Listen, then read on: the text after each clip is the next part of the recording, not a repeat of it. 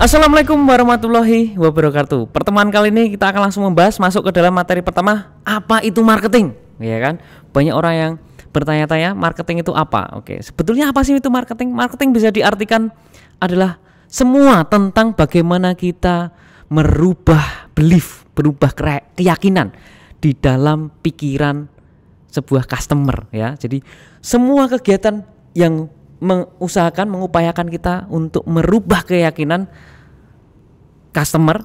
Apa itu yang dirubah keyakinan? Tentang bahwa ya produk atau service kita adalah better value, lebih bagus daripada kompetitor kita. Jadi marketing adalah bagaimana usaha kita merubah keyakinan customer bahwa produk atau jasa kita lebih penting dan mendeliver better value, ya, lebih bagus daripada kompetitor. Oke, misalkan kita punya usaha atau kita bekerja di dalam sebuah usaha tentang bakso, ya. Oke, bakso kita yakinkan kepada customer, ya, calon-calon pembeli bahwa bakso kita lebih enak daripada bakso-bakso yang ada lainnya. Atau kita bekerja di sebuah perusahaan mobil atau motor yang kita marketkan adalah lebih bagus daripada motor-motor yang ada di perusahaan lain. Jadi bagaimana cara kita merubah keyakinan customer untuk membeli produk kita dan mereka percaya bahwa produk kita yang terbaik daripada produk-produk yang ada di pasaran selainnya. Oke. Dalam American Marketing Association, marketing bisa diartikan sebuah aktivitas atau sebuah proses bagaimana kita cara creating value, communicating value, dan delivering value. Saya ulangi lagi, ya. Intinya dari sebuah marketing adalah sebuah aktivitas, sebuah proses bagaimana kita meng-creating sebuah value, meng-communicating sebuah value, dan mendelivering sebuah value dari produk kita kepada customer, kepada klien, atau kepada partner yang mereka bisa membeli produk atau jasa kita. Saya ulangi lagi, ya.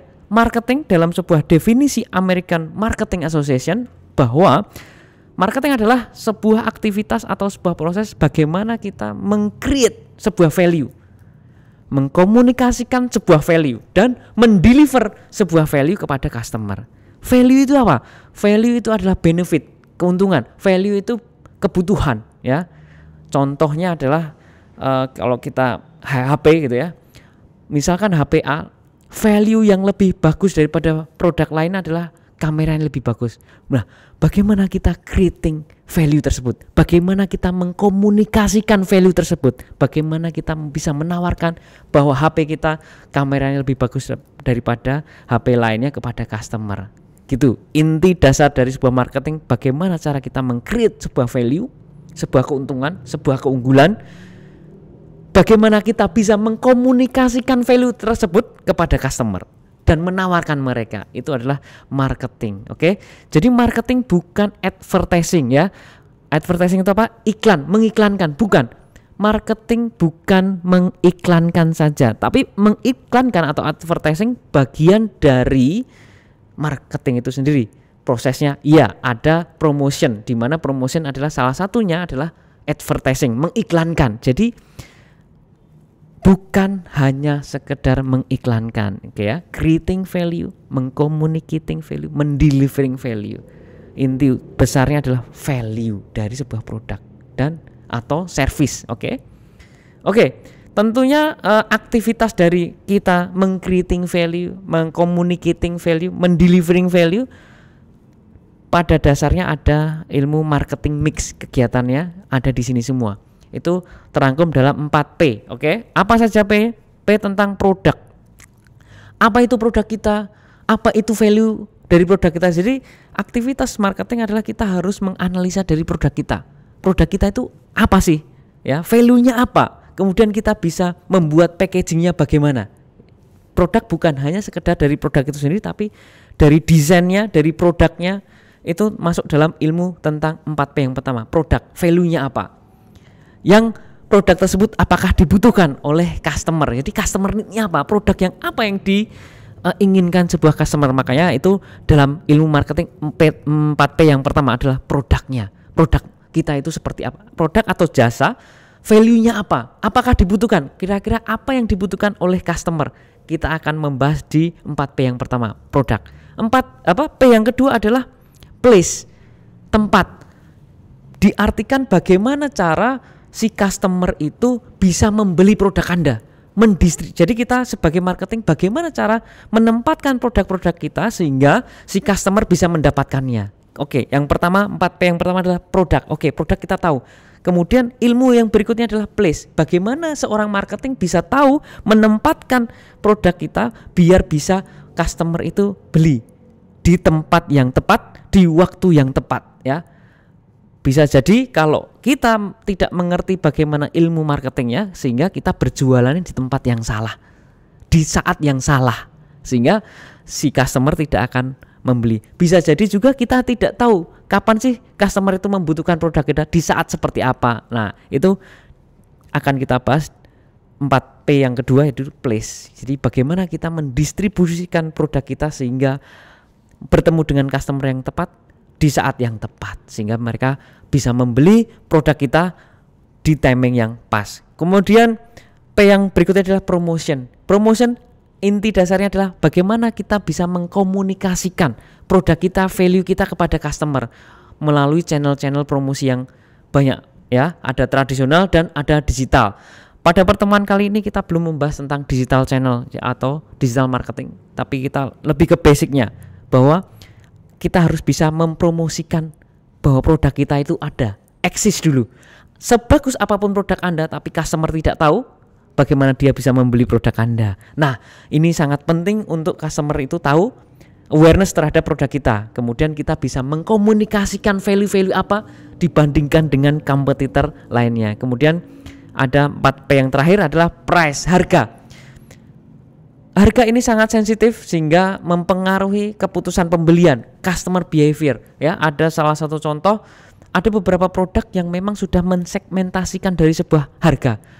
Misalkan Apple dengan produk yang hampir sama, dengan fitur yang hampir sama, tapi harganya lebih mahal.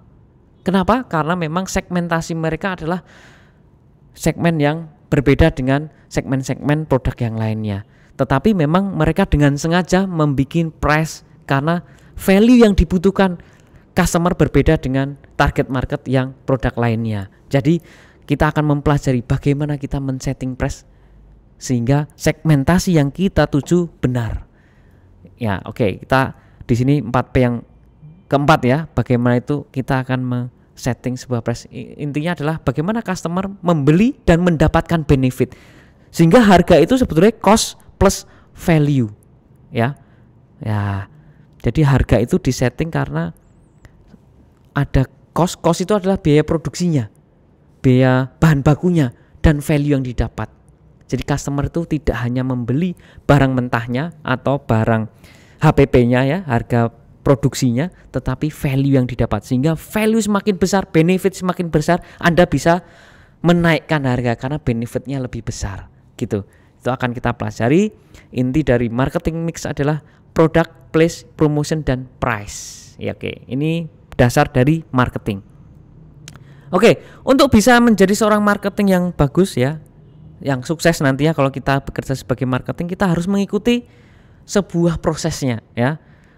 Ada sebuah proses yang harus dijalankan, step-stepnya. Oke. Apa itu step-stepnya? Ini marketing proses. Pertama kita harus menganalisa dulu. Jadi gini, kalau Anda tiba-tiba, ya, bayangkan saat ini Anda melamar pekerjaan, kemudian Anda melamar sebagai marketing. Oke, bayangkan dulu Anda langsung bekerja sebagai marketing perusahaan yang hebat, di mana perusahaan tersebut membayar Anda minimal 3,5 juta fresh graduate. Terus kemudian apa yang harus Anda lakukan sebagai seorang marketing? Langsung membuat promosinya? Salah. Oke, jadi yang pertama yang harus Anda lakukan adalah analisa. Apa yang dianalisa? Ini, mempelajari tentang customer. Bagaimana dan kenapa customer itu membeli sebuah produk. Misalkan kalau Anda bekerja di perusahaan HP, kenapa sih customer itu membeli sebuah HP? Bagaimana cara mereka membeli? Kenapa mereka membeli produk A daripada produk B? Analisa. Kemudian kita menganalisa kompetitor. Oke, produk saya adalah A, produk A ya gitu. Kemudian ada produk B, produk C. Kita analisa, kita bandingkan ya, bagaimana customer itu membeli kelebihan produk kita dibandingkan produk lain. Kelebihan produk kita itu apa? Kelemahan produk kita dibandingkan produk lain itu apa? Jadi langkah pertama ketika Anda menjadi sebuah marketing, pertama adalah menganalisa. Nah, di sini kalian nanti dapat kasus ya, bebas memilih kasus ya. Analisa dari produk Anda. Akan saya sediakan toolsnya di pertemuan keempat ya, oke. Santai aja, belum sekarang. Jadi Anda langsung case real sehingga Anda lulus dari mata kuliah ini paling tidak Anda tahu apa yang harus Anda lakukan ketika Anda ditunjuk sebagai marketing, bukan menjadi advertising ya. Jadi marketing. Langkah pertama menganalisa. Kemudian langkah kedua membikin strategi dari hasil analisa tadi. Oke. Apa itu strategi? Yang pertama kita membikin segmentasi, oke. Kemudian membuat targeting ya. Jadi segmentasi dan targeting itu berbeda. Kemudian kita membuat langkah-langkah strategis yang efektif bagaimana. Dan kita akan mempelajari bagaimana positioning dari produk kita sehingga kita memenangkan persaingan dari produk-produk lain. Itu langkah kedua, kita akan membuat strateginya. Nah, nanti di mata kuliah ini kalian juga akan diajarkan bagaimana cara membuat strateginya. Kemudian langkah berikutnya adalah tactical. Tactical ini adalah dari strategi tadi dijabarkan lagi menjadi step per step ya. Jadi adalah bagaimana cara mengeksekusi strategi tadi. Step-stepnya apa? Langkah pertama apa? Langkah kedua apa? Langkah ketiga apa? Jadi kita akan mempelajari bagaimana membedah strategi menjadi sebuah taktikal yang akan kita gunakan. Termasuk di dalamnya adalah bagaimana men-setting sebuah harga, bagaimana mengkomunikasikan harga kepada customer sehingga customer yakin bahwa harga tersebut layak untuk dia beli. Oke. Kemudian bagaimana membuat sales support ya. Support untuk penjual yaitu sales kita, ya, oke. Bagaimana kita mensupport kebutuhan apa saja untuk sales bisa transaksi dengan mudah. Oke. Kemudian kita juga mendevelop communicating campaign-nya apa? Komunikasi yang kita pengen apa? Sehingga masyarakat atau calon customer kita percaya dengan mudah bahwa produk kita itu better value. Oke, kemudian kita juga belajar tentang channel-channel untuk distribusinya apa saja. Oke, itu tertuang dalam marketing proses yang ketiga. Kemudian setelah itu kita akan mengukur apa saja yang diukur. Kalau kita membuat sebuah strategi dan taktikal tadi, tidak afdol kalau kita belum mengukur apakah kita berhasil atau tidak. Seperti kalau kita memiliki tujuan bahwa kita pengen diet dengan mengurangi berat badan 20 kg dalam 1 bulan. Itu harus diukur. Bener nggak sukses nggak? Bener nggak strategi yang kita terapkan? Bener nggak bahwa itu bisa meyakinkan customer? Apa saja yang diukur? Ya, yang kita ukur adalah bahwa si customer itu membeli produk kita atau jasa servis kita sesuai dengan ekspektasi yang kita inginkan. Ingat, itu keberhasilan yang pertama dari sebuah marketing ketika menyusun strategi dan mengeksekusinya. Contohnya gini, saya pengen dari produk saya, HP saya, value-nya adalah bahwa produk saya, HP ini adalah yang paling diunggulkan daripada HP-HP lain, bahwa kameranya paling jernih, paling hebat sehingga mendekati kamera SLR atau DSLR. Oke, berarti campaign saya itu, dan saya pengen orang membeli ya, customer membeli itu gara-gara itunya, gara-gara value dari kameranya, bukan gara-gara dari layarnya, bukan gara-gara dari harganya, tapi yang pertama adalah gara-gara orang membeli gara-gara kameranya. Dan ternyata kita ukur nanti apakah benar-benar berhasil. Apakah customer membeli produk kita itu gara-gara itunya, atau malah gara-gara harganya, atau malah gara-gara RAM-nya atau kecepatannya atau layarnya.